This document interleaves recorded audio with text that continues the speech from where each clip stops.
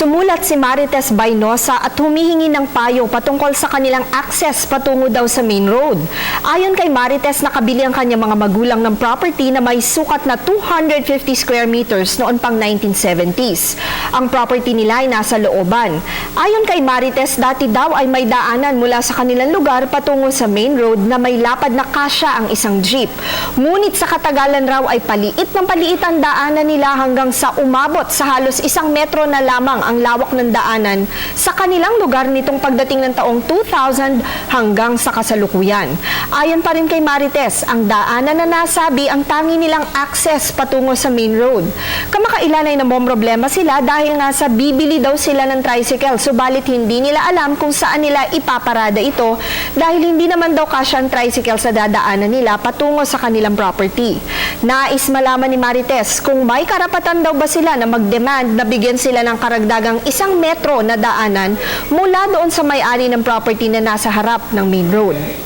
Marites, ang kaso ng Dichoso versus Marcos, GR number 180282, April 11, 2011. Nag-cite ang Korte Suprema ng Article 649 ng Civil Code upang ipaliwanag na maaaring mag-demand ng easement of right-of-way kung ang mga sumusunod ay maibigay ng humihingi nito.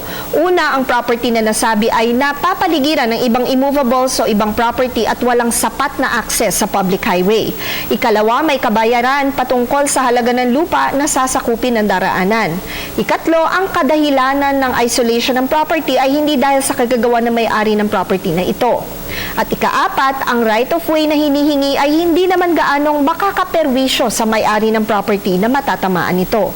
Maigiring tandaan na ang pagkakaroon ng easement of right-of-way ay hindi kinakailangan na dahil sa convenience lamang ng humihingi nito.